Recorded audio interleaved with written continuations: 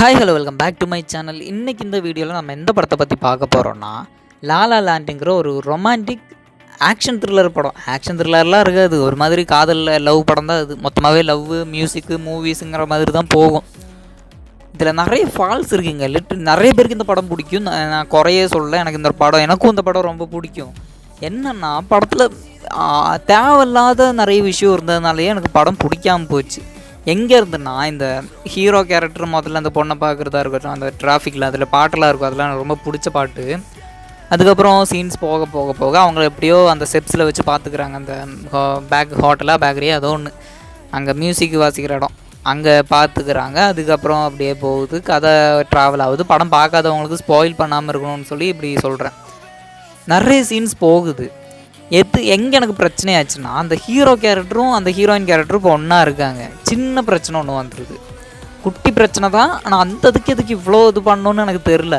அதுக்கப்புறம் பிரிஞ்சுட்டாங்க, ஓகே, எல்லாம் ஸ்மூத்தாக முடிஞ்சிச்சு. இதில் எங்கே பிரச்சனையாச்சுன்னா, அந்த ஹீரோ கேரக்டரும் இந்த பொண்ணும் ஒரே மாதிரி இருக்கிற மாதிரி ஒரு ஃபுட்டேஜ் ஒன்று ஓட விடுவாங்க. ஏன்னா அவங்களுக்கு தெரியும், இப்போது ரியல் லைஃப்பில் அவங்க முகம் வேறு முகம்தான் இருக்கும் கண்டிப்பாக. அவங்க இமேஜின் கூட பண்ணல, அந்த கேரக்டர்ஸ் அதை இமேஜின் கூட பண்ணல. நம்ம தான் பார்த்துட்ருக்கோம் அந்த ஹீரோ கேரக்டர் வேணால் நினச்சிருக்கோம் அப்படி. ஆனால் தனியாக தான் இருக்காங்க ஹீரோ கேரக்டர். அந்த ரயன் கோஸ்லிங் ஹீரோவாக நடிச்சிருப்பார், அவர் தனியாக தான் இருப்பார் அந்த படத்தில். அதுக்கப்புறம் பார்க்க எனக்கு ஒரு மாதிரி வலிக்க தான் செஞ்சுது. அது எதுக்கு அழ வைக்கணும்னு ஒரு மாதிரி எப்படி திணிப்பாங்கல்ல ஒரு விஷயத்தை கொண்டு வந்து அப்படியே உள்ளே வச்சு திணிக்கிற ஒரு விஷயந்தான் அந்த ஒரு விஷயம். அதெல்லாம் பார்க்கும்போது எனக்கு இன்னையா நடக்குதுங்கிற மாதிரி தான் இருக்கும். 500 Days of Summer அந்த படம் அது மாதிரி தான் இருக்கும், இதுவும் அதே மாதிரி தான் இருக்குது. என்ன கடைசியில் பிரிஞ்சாதான் ஆகணுமா? லவ் படம்னா பிரிஞ்சாதான். இப்போ ஒரு சேட் எண்டிங் வைக்கிற மாதிரி ஒரு படம் இருந்துச்சுன்னா, அந்த படம் சேட் எண்டிங் ஆனால் தான் நிறைய பேருக்கு பிடிக்கும்னு சொல்ல முடியாது, எல்லாருக்கும் பிடிக்காது. ஆனால் அது கல்ட் கிளாசிக்காக இருக்கும், எப்போவுமே பெஸ்ட்டு படங்கிற கேட்டகரியில் இருக்கும். ஆனால் இந்த படம் லவ்வை சேர்ந்து வச்சுருந்தாலே நல்லா தான் இருந்திருக்கும். ஏன்னா ஆக்டிங்காகவும் சரி, எம்மா ஸ்டோனும் ரயன் கோஸ்லிங்கும் போட்டு நடித்த மாதிரி தான் இருக்கும் படம் பார்க்கும்போது. டேரக்டர் இந்த விப்ளாஷ் படம்லாம் எடுத்துகிட்டு வந்துட்டு நம்மக்கிட்ட சொல்லிகிட்டு இருப்பார். இந்த இதெல்லாம் பார்த்து ஒரு மாதிரி காண்டாயிட்டான் பார்த்து. இப்போ 2வது வாட்டி பார்த்தேன் படத்தை, டென்ஷன் ஆகிடுச்சு. ஒரு மாதிரி என்னால் பார்க்க முடியல, ஏன்னா வலிக்குது ஒரு மாதிரி. ஒரு சைடில் அந்த பர்பிளிஷ் கலராக இருக்கட்டும், எல்லாமே சேர்ந்து ஒரு மாதிரி மண்டைக்குள்ளே ஓடிட்டுருக்கு. இப்போ வரைக்கும் அவங்க ஈஸியாக கடந்து போயிருந்துருக்கலாம். எனக்கு தெரிஞ்சு அவங்க ரொம்பவே ஈஸியாக கடந்து போயிருந்துருக்கலாம். அந்த டேரக்டரும் அதை ஓகேன்னு சொல்லி சேட் எண்டிங் வைக்காமல் ஹாப்பி எண்டிங்காகவே அதை முடிச்சிருந்துருக்கலாம். ஏன் அப்படி பண்ணாமல் கடைசியில் ஒரு சேட் எண்டிங்காக கொண்டு சொருவணும்னு எனக்கு சத்தியமாக தெரில. எம்மா ஸ்டோனும் நல்லா நடிச்சிருந்தாங்க, அவார்டு கொடுக்கறதுக்கு எல்லா தகுதியும் இருக்குதான். ஆனால் அவங்க அந்த சினிமா செட்டில் நடிக்கிற சீன்லாம் கொஞ்சம் நல்லாவே இருக்கும், அது ரசிக்கிற மாதிரி தான் இருக்கும். ஹீரோவோட அந்த மியூசிக் சேடான ஒரு வைப் அந்த ஸ்டெப்ஸில் வச்சு பாடுவார், அதுவும் கேட்க நல்லா தான் இருக்கும். அந்த மியூசிக், அந்த ஒரு ஐகானிக் மியூசிக் ஒன்று இருக்கும், அது நிறைய பேருக்கு தெரிஞ்சிருக்கும், ஃபேமஸ் தான் அது. நான் படம் பார்க்கும்போது எனக்கு புரியாத விஷயம் அந்த எண்டிங் கிளைமேக்ஸ் மட்டும்தான். புரியாதது இல்லை, பிடிக்காத விஷயம் புரிஞ்சுது. 2வது வாட்டி பார்த்தேன், நல்லாவே புரிஞ்சுது. எதுக்கு அந்த தேவையில்லாத வேலை நானும் நினச்சிட்ருக்கேன். ஓகே, அது அந்த இடத்துல அந்த கடைசியில் போகும்போதே நிறைய ட்விஸ்ட்டை வைப்பானுங்க, 1-2 இல்லை. இதாக வச்சுக்கோணும் மறுபடியும் இந்த ஒன்று வச்சுக்கோன்னு சொல்லி 3 விஷயத்தை இறக்கி விடுவானுங்க. நான் பார்த்துட்ருக்கேன், ரொம்ப பொறுமையாக பார்த்துட்ருக்கேன். படம் போகுது மியூசிக்கலாக போகுது. இதில் மியூசிக்கல் வேறு. நிறைய பேருக்கு இங்கே மியூசிக் பிடிக்காதுங்க. மியூசிக்கல் சம்மந்தமே இல்லாமல் ஜோக்கர் 2ல் எவன் மியூசிக்கு கேட்டான்னு எனக்கு தெரில. அதில் கொண்டு போய் மியூசிக்கை வச்சு திணிச்சிட்ருக்காங்க. என்ன பண்ணுறதுன்னு தெரில. நானே டென்ஷனில் இருந்தேன் அந்த படம் பார்த்துக்கிட்டு, அந்த ஜோக்கர் 2 பார்த்து. அதை விடுங்க, இப்போது இந்த படத்தில் மியூசிக்கல் கரெக்டாக இருந்திருக்கும். நான் 2வது வாட்டி பார்க்கும்போது நல்லா தான் மியூசிக்கெல்லாம் டைமிங்க்கு ஏற்ற மாதிரி கரெக்டாக தான் வச்சுருந்தாங்க. என்ன பாட்டு வரும்னு எதிர்பார்க்காம இருந்த இடத்துல வந்துடும் பாட்டு. ஒரு சில விஷயம்லாம் மேஜிக்கலாக இருக்கும் இந்த படத்தில். அது ஒரு லவ் படத்துக்கு ஒரு புது கலரை வச்சுருப்பாங்க, அந்த பர்பிள் கலரு. எதிர்பார்க்காதது படத்தில் நிறைய நடக்கும், எதிர்பார்க்காத விஷயம்லாம்.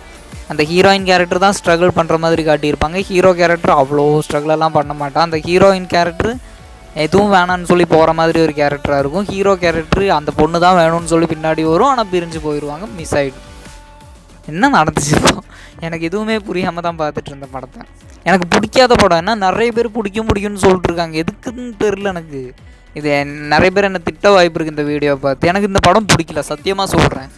இது ஒரு படம்னு சொல்லி எடுத்து வச்சுருக்காங்கன்னு நான் பார்க்க விஷுவலி மியூசிக்கலி எல்லாமே கரெக்டாக ஒரு அளவுக்கு ஏற்ற மாதிரி இருந்துச்சு.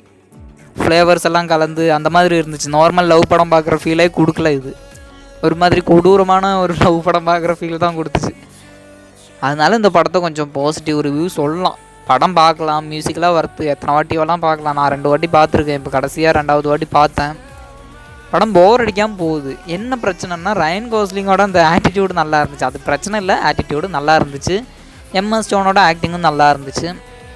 போக போக படம் அந்த சேடாக முடிக்கணும்னு சொல்லி அது திணிச்ச மாதிரி தான் இருந்துச்சு. எனக்கு கண்டிப்பாக சொல்லுவேன், அது அவங்க ப்ராப்பராக பண்ணது தான். பிரியணும், இந்த 2 பேரும் பிரிஞ்சே ஆகணும்னு சொல்லி பண்ண மாதிரி தான் இருந்துச்சு அந்த எண்டிங்கு. அதுக்கு எதுக்கு சேர்த்து வச்ச மாதிரி காட்டணும்னு எனக்கு சத்தியமாக தெரில. நான் லவ் மூவிஸ்லாம் அதிகமாக பார்க்க மாட்டேன், இந்த ஹாரர் ஆக்ஷன் இந்த 2 ஜான்ரா தான். ஆனால் அந்த நடுவில் இவங்க வந்து அந்த கேரக்டர்ஸை கொண்டு வந்து ஒரு மாதிரி பண்ணதும் போது ஒரு மாதிரி வலிக்கும்ல. அது நிறைய எவ்வளோ பேர் அழுதுருக்கீங்கன்னு சொல்லுங்கள் இந்த படம் பார்த்து. நான் அழுதுருக்கேன்னு சொல்லலை, ஒரு மாதிரி ஆயிடுச்சு.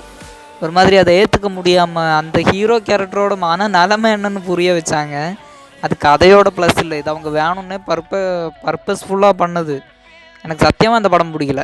யாருக்கெல்லாம் இந்த படம் பிடிக்கலையோ கமெண்டில் சொல்லுங்கள். இது வரைக்கும் பார்த்தீங்கன்னா சப்ஸ்கிரைப் பண்ணுங்கள். நிறைய பேர் இது வரைக்கும்லாம் பார்க்க மாட்டீங்க, அந்த தைரியத்தில் சொல்கிறேன். சப்ஸ்கிரைப் பண்ணிட்டு பாருங்கள், அவ்வளோதான். போயிட்டு வரேன், பாய். இந்த வீடியோ பிடிச்சிருக்குன்னு கண்டிப்பாக நம்புகிறேன். இந்த மாதிரி கொஞ்சம் ரேண்ட் பண்ணுற மாதிரி வீடியோஸ் எல்லாம் வரலாம், இனிமேலும் வரும். யாருக்கு தெரியும், நான் அப்லோட் பண்ண வாய்ப்பு அதிகம். ஆனால் கொஞ்சம் லெங்க்த்தாக கொண்டு போகணுன்னு சொல்லி கொஞ்சம் கிறுக்காக பேசியிருப்பேன்னு நினைக்கிறேன். ஆனால் கொஞ்சம் பாயிண்ட்டாக தான் பேசியிருக்கேன் படத்தில். அவ்வளோதான் இந்த வீடியோ. போயிட்டு வரேன், பாய் பாய்.